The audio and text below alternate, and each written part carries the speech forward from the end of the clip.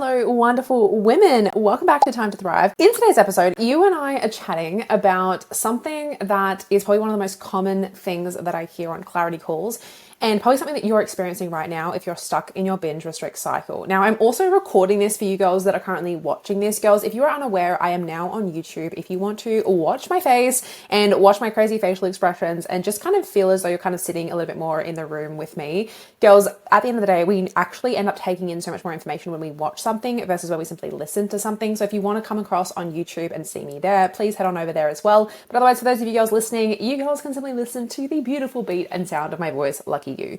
But today, girls, we are chatting about something that I know so many of you girls will be experiencing, and that is essentially the desire to binge when we are at home. Now, this is such a common topic within the TTA Academy and the Thrive Academy, and essentially reason being because we know that when life essentially has a lot going on, whether that be we're leaning on food for a degree of procrastination, whether we're leaning on food for a sense of self-soothing and trying to emotionally regulate ourselves, or even if you are at home and you're simply feeling bored, you maybe have a long to-do list with your inbox, and then you notice a million food thoughts come up. You might notice that you get really lonely on a Sunday afternoon and you are at home, and that is when you binge into the Sunday evening, and then you tell yourself you're going to start again on Monday. Again on Monday, right? Because we've told ourselves this a million times. So the reason I wanted to talk about this is because, again, like I said, it's such a common moment where girls feel as though they have a million food thoughts. And girls, what can end up happening in these moments is we try to white knuckle it. Now, you might think, okay, what's white knuckling, Sheri? But you already know what that feels like, my love, because at the end of the day, white knuckling is when you're sitting there and your little food noise is getting so loud, and then the real part of you is thinking, don't do it, don't do it. You said you wouldn't do it. And then you start negotiating because that starts feeling really frustrating. And so the food noise feels quite overwhelming, and then you really start negotiating and going, okay, well, maybe I'll just have one of these things. Maybe I'll just have this snack, and then maybe I'll have that snack, but I really want that snack too, and then screw it. Maybe I will just binge, and then maybe I just deserve this, and it'll feel very grounding, and then maybe I just won't have dinner later. And then before you know it, you're like, okay, fine, I'm just going to have one snack. It's not going to turn into a binge. I'll make sure that it doesn't. And then before you know it, you are 2,000, 4,000, 6,000, if you're like me, 8,000 calories into a binge, thinking, I have no idea what the hell just happened. This was supposed to be a relaxing afternoon. This was supposed to be a productive working from home day. And here I am now 7,000 calories over what I had planned to already for today. I'm now not only numerically have done something with food that I had not intended to. Now I know I'm going to gain weight from this moment, but also, girls, and you know this is my biggest, most potent moment, is when you actually end up going, I actually can't even look myself in the eye. You go to the bathroom and you're like, I literally cannot look at myself in the eye. I feel lethargic. I feel groggy. My stomach now hurts. Maybe your back hurts. You're sleepy. You're exhausted. You cannot concentrate on the to-do list and the new project that your boss has given you in your inbox. You don't even want to attend your work meeting at 3:30 p.m. today because you kind of want to call in sick now because you feel so unwell, and low-key you want to keep binging.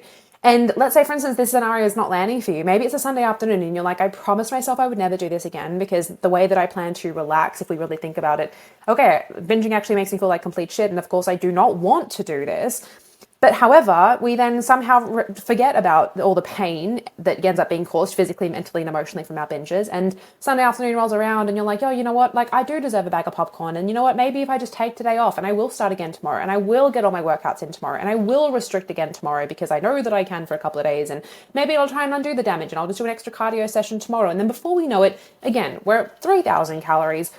Binging our way into Sunday night. Now you're on Uber Eats and you're thinking, okay, well, this is my one last chance before I restrict. And then before you know it, you spent $47 on 2 extra large pizzas, a garlic bread, and Ben & Jerry's is also having a special. So you add in, you know, when the $10 limit starts doing that countdown, when you get Uber Eats and it's like Ben & Jerry's for only $8.99 instead of $14.99. And you're like, well, gotta do it. Like Uber Eats says that I can.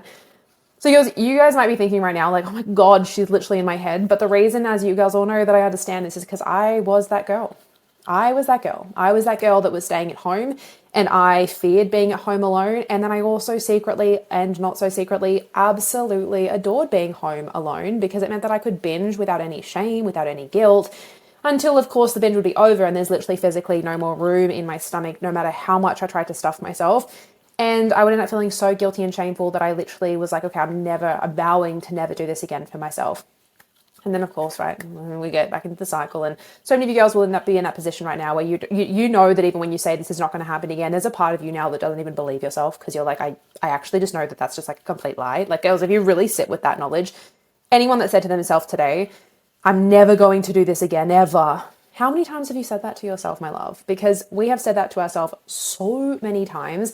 That is why you do not trust yourself. That is why you do not respect yourself. That is why right now our relationship with ourselves is at rock bottom, is because you don't even trust your own word, right? Think about if you're in a relationship with someone, right? And they commit to you and they promise you the world, and then they flake and they flake and they flake and they flake. Eventually when they say something, you're like, I act like that is just words coming out of your mouth. That actually does not mean anything. It has no weighting to it.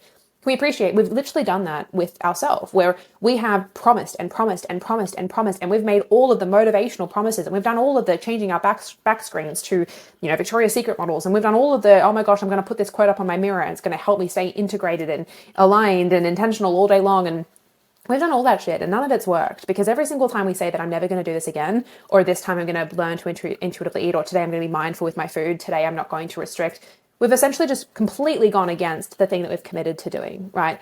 And this essentially over time just erodes our sense of self-confidence. So what I wanted to really chat to you about today is 3 key things that you can begin to do right now in this moment to make sure that these moments when you are at home do not lead to binges. Now, if you're thinking right now, well, it's like, Sheri, how do you, like, why should I listen to this? Unless you already are very much aware of obviously who I am and what I do. Girls, I also work from home. Right, I work from home. I work from solo places. I literally have come off the back of 3 months of traveling overseas, where I was alone at Airbnbs. I was alone at restaurants. And obviously I live alone. So I spend plenty of time by myself, which means, girls, can we appreciate I have 24 hours a day where essentially I could be fully sending it and binging. So if you're thinking that, oh, it's easier for someone when they may be alone because you're not distracted by social people and there's no one else in your office that's kind of telling you, oh, let's go out for lunch, girls, can we appreciate how you may think that, but then also when you are at home alone, your relationship with food is kind of revealed, right? Your relationship with yourself is kind of revealed, because these moments, and this is why I love talking about this topic, because these moments really show us, again, our relationship with ourselves. How much do you trust yourself? How much do you respect yourself? Where does your discipline actually lie? Right now, I literally could be spread out with Ben and Jerry's sitting on the couch fully sending it. But because I have a deep level of self-respect, self-discipline, I have certain values that I live in accordance to, I don't just listen to my impulses. Yeah, that low-key sounds amazing. Sitting on the couch, watching, my newest thing that I really want to watch is Harry Potter. I want to do a whole marathon again. And so I think about that, and I think about, oh yeah, I could have tubs and tubs of Ben and Jerry's, and I could, put potato gems in the oven, and I could get pizza pockets, and I could do all this stuff, right? But of course I don't do that because of the kind of character that I have, the kind of lifestyle I want to lead, how I want to feel in my body, the standards that I hold myself to. And so, yeah, and then also essentially, right, if we link it in, if we really think about that scenario, think about how quickly I would get quite full, and then the degree of pain that, of course, I don't have the desire, a real desire to do that, because it equals, right, the outcome equals intense physical, mental, and emotional pain. Right, physical pain because I'm uncomfortable in my body, pushing past a point of fullness, so lethargic, way too much sugar, literally feel like I'm on the fritz, right?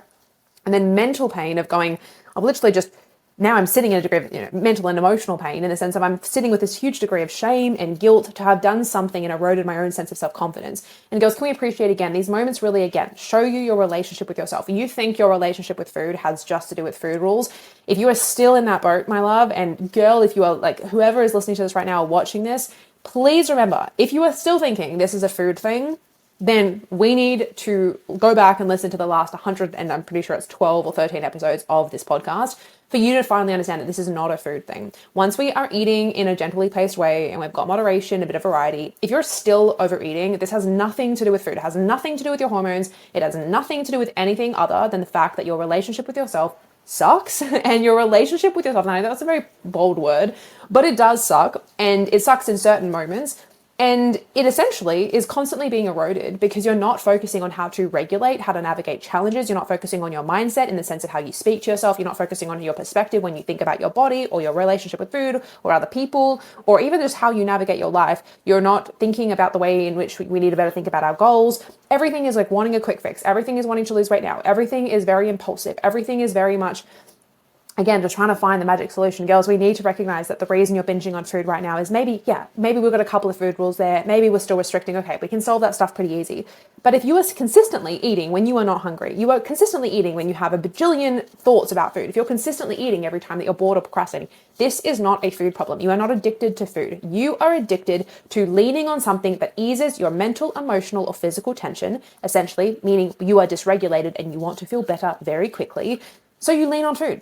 And right, This is, for some people, it's alcoholism. They lean on alcohol, right? For some people, they start a new relationship every 2 seconds because it distracts them from the discomfort of being with themselves. It distracts them from the discomfort of being in their life that maybe they don't enjoy. Maybe they're in a relationship right now that sucks. Maybe they don't enjoy their job. Maybe they have no purpose. Maybe they are financially strained right now. And so therefore there's a whole bunch of discomfort in other areas of your life. And so what are you doing? You're leaning on food. You're leaning on the vice, on the thing that essentially is going to give you a sense of distraction, give you a sense of dopamine, give you a sense of soothing away from the discomfort of life.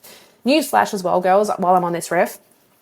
Life is really hard. Life is really hard. And so unless we learn how to become more resilient and lean on ourselves and learn how to build up our internal world, you will consistently find things in your outer world to lean on, right? You're constantly going to externalize your power, meaning that the moment that anything external happens that essentially is out of your control, you will feel so dysregulated that you will essentially lean on self-sabotage, meaning you will go back to anything that brings you a sense of comfort. This is why, for instance, if you go through, let's say, as an example, like a relationship breakdown, why so many people like kind of can low-key freak out and they just get themselves into a new relationship ASAP, right? It's like the whole rebound effect. Oftentimes that is literally a ramification of the fact that you feel so uncomfortable being with yourself. You maybe have not unpacked why the last relationship was a breakdown. And so you've just gone straight into something that gives you a sense of maybe purpose or maybe a degree, a sense of just distraction. And it might feel lovely and happy and whatever. But you haven't actually solved the main thing being the fact that there was a breakdown. We understand why that happened and get very clear as to how you can therefore go into a better relationship next time. That's just an example, right? But can we see how if we are not careful to make sure that we are learning how to lean on ourselves, learning how to lead ourselves, learning how to have a degree of control within ourselves coming from our internal world, then essentially we will constantly lean on self-sabotage. So I'm going to go back, before I go down any more rabbit holes, I'm going to go back to the main topic of today's podcast, which I'm going to revamp myself and like slap my little riffs in the face.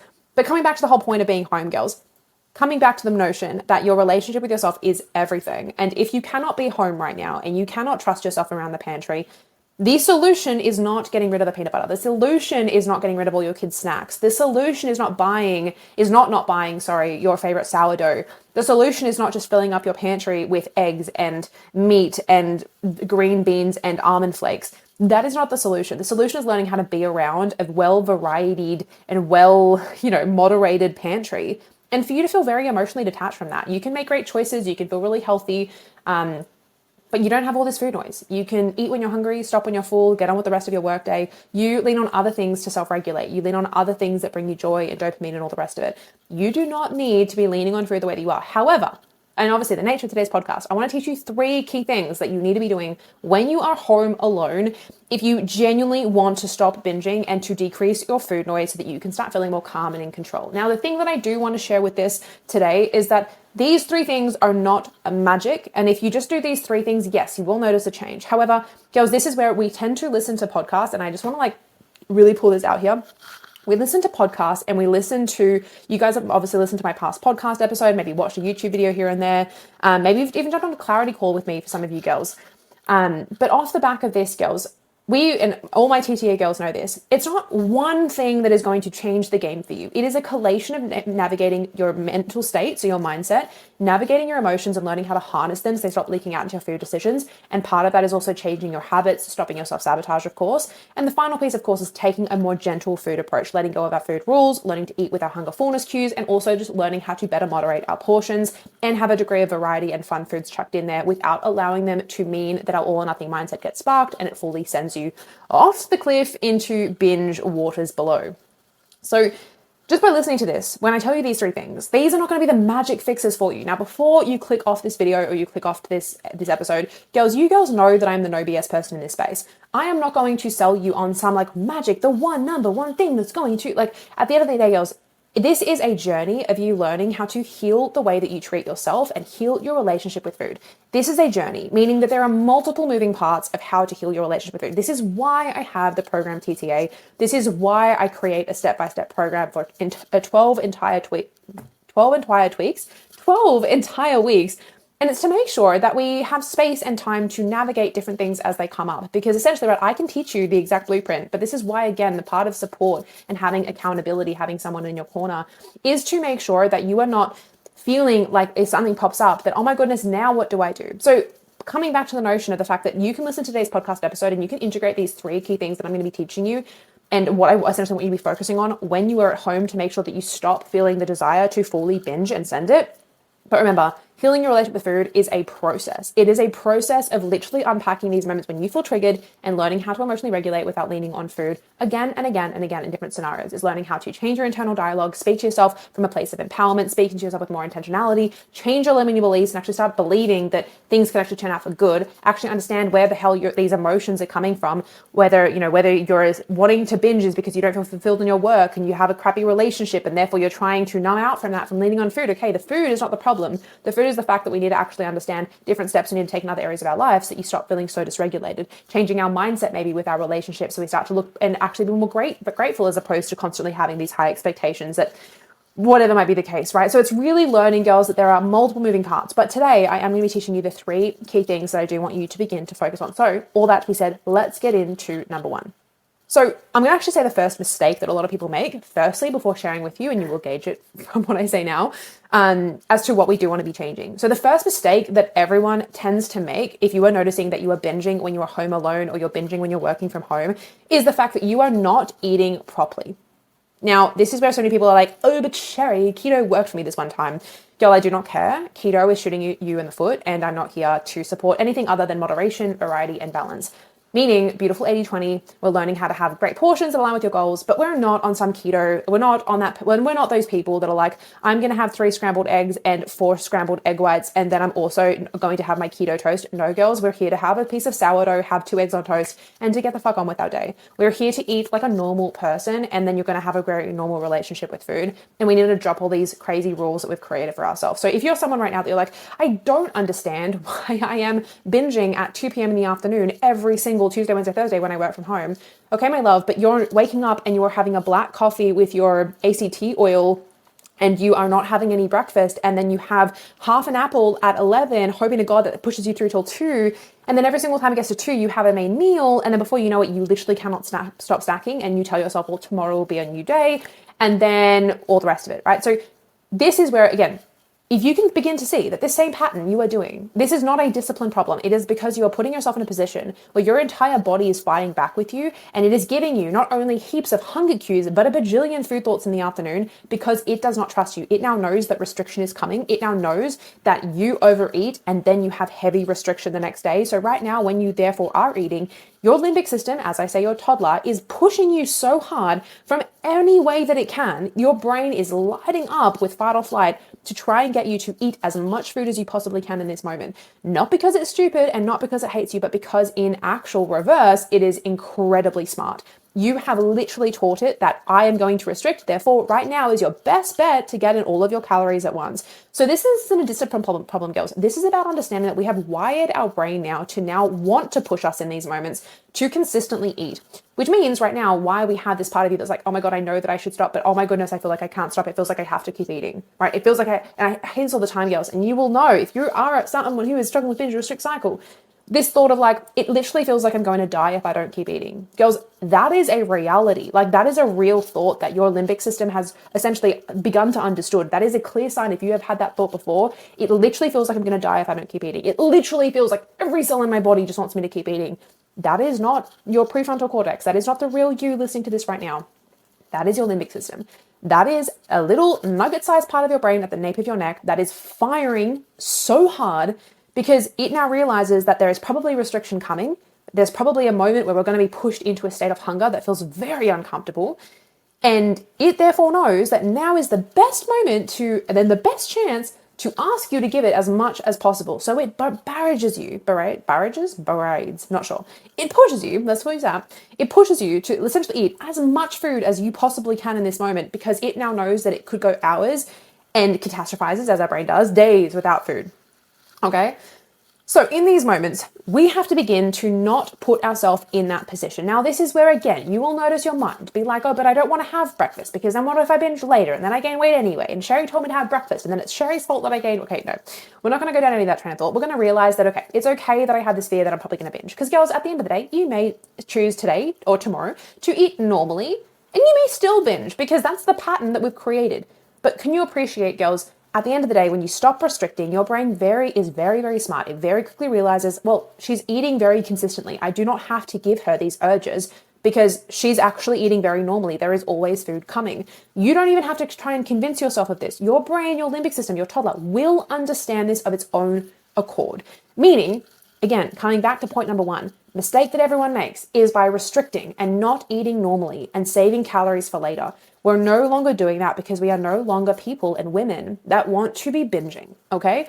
Meaning, what I want you to start doing, and the non-negotiable, is waking up and having a goddamn breakfast. And I'm not talking about a 150 calorie apple with peanut butter. I'm talking about 3 Weet Bix, a scoop of protein powder, bit of yogurt, and a banana on top with a drizzle of honey. Like, let's actually just have something normal. This does not mean that you have to have 3 protein pancakes and a protein bar. I'm not that person that's going to be telling you that you need to be like upping your calories to a crazy degree, but I am saying we need to begin our morning with a 350, 400, 450 calorie breakfast that's going to set you up so that your brain can begin to relax, so that you can actually get stuck into your work and actually be able to be a productive human, a productive mother, a productive colleague, as part of your team and as part of just a woman that wants to like conquer in life, okay? Again, same thing goes coming into lunch. We're not doing low calorie shit. We're not doing cauliflower rice. We're not doing green beans and a steak. We're doing something freaking like normal, meaning carbs, protein, and whatever degree of fats that you want. I don't tend to focus on those. They tend to work their way out themselves anyway. So carbs and protein, meaning even for this morning, I literally in front of me have a empty bowl of pasta and mincemeat, because I had spaghetti, right? Spaghetti bolognese. Absolutely amazing. I just had a regular portion. I do not know the amount of calories in that. I was not the person that made the bolognese, so I don't even know, but I can look at that plate and go, there is no way that that is over 500 calories because I know basic portions. So therefore, amazing. It slots into my day. I can now eat that and I'm set up for the day ahead. It gets to be that simple, girls. Now, in the essence of time, I'm going to again just remind you girls, moving on, afternoon snack, don't overcomplicate it. Have that. Prepare yourself for dinner. When you stop saving calories for later, you start realizing that you can use calories for what their clear intention is. Calories are units of energies. We need units of energy throughout your day for you to have energy, for you to be an energetic, boisterous, confident as hell woman. For you to be present in your mid-morning meeting and not be thinking about your lunch, not be thinking and being so food focused, you now need to give your brain units of energy so that it can actually use that energy to then give you energy to focus on other areas of your life. Now, point number 2, let's get into it. So the second one that I want to focus on is making your environment nice. This is where I see so many people in this space really forget to speak about this, girls. Your environment is literally attached to your nervous system, and your nervous system is attached to your environment. If you have a messy desk, if you have plates next to you from yesterday's lunch, if you have a really messy kitchen, if you are in a dark room, if you are wearing really tight pants, your body and your nervous system are not relaxed. It is not feeling peaceful and calm. And what do we tend to notice about food noise and wanting to lean on food? We tend to want to do that when we feel physical, mental, or emotional discomfort. Meaning in these moments, can you please begin to focus on making your work environment at home as peaceful and calming as possible? Again, if you're thinking about this and you're like, well, Sheri, for me, it's on a Sunday afternoon. Girls, the exact same thing applies. Being in an environment that is calming, being in a place that feels homey and cutesy and fun.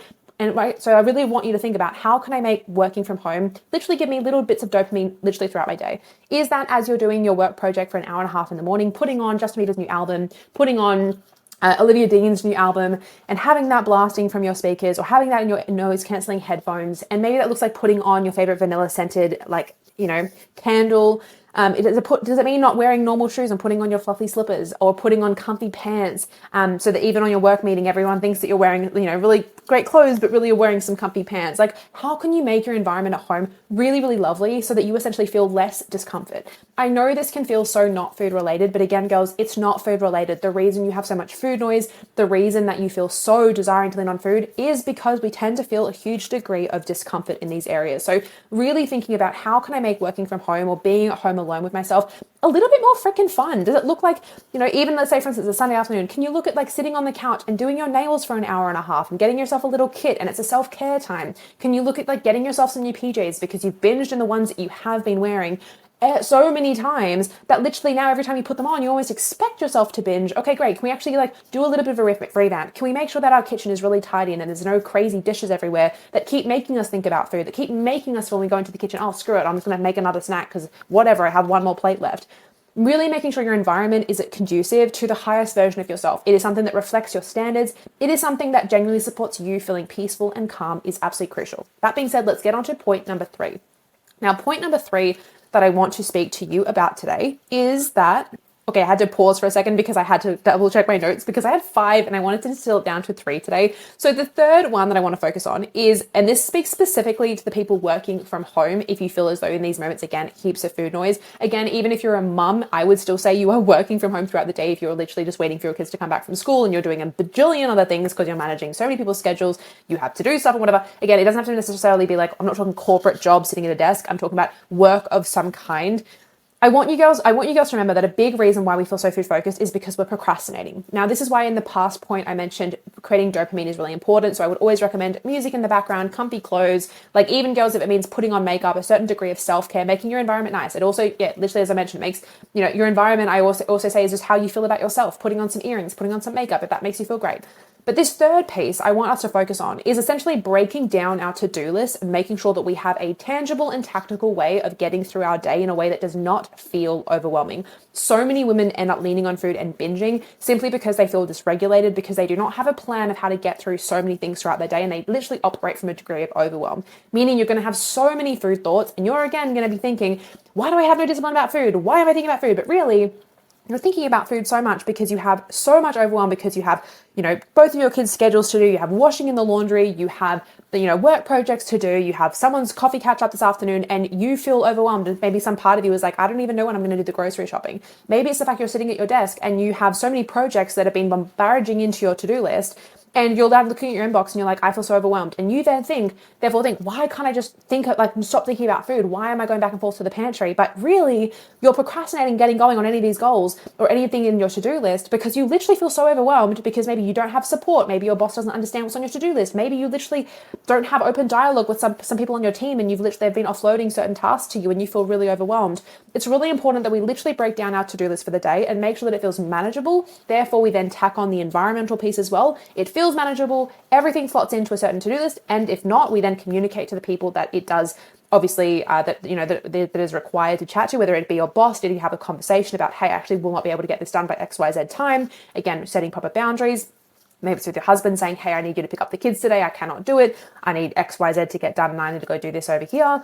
It's being able to actually have a degree of, right, can we see what we're doing there? What I'm talking about is regulating yourself, noticing when we feel anxious or overwhelmed, and that is leading to food thoughts. And the way to make sure that our food thoughts and our desire to turn to food comes down is by actually solving the problem that is causing the food noise to begin with. So making sure that you have a clear breakdown of what your day looks like. This is why even within my calendar, girls, I time block, meaning that every single part of my day there's a certain degree of schedule, and I literally schedule out free time. Like I schedule out my lunch break. I schedule out hour to do random ad hoc tasks. I put them in with a certain color coding in my calendar because I need time to be able to understand, okay, this is when I do content. This is when I do the podcast. This is when I have a client call. This is when I have TTA. This is when I have all the check-ins.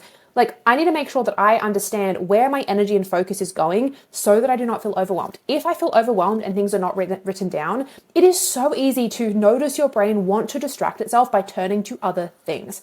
So that is the third piece, girls, making sure that you have better time management skills. Now, if you are wanting, girls, to understand how to do all of these key things on a way deeper and more tactical level, of course, I do all of this in TTA. Remember, this is a snippet of all the work that we need to do. But girls, off the back of today, key reminder, this is not to do with food. Yes, we can amend some of our food choices, go back to GFS and all the rest of it.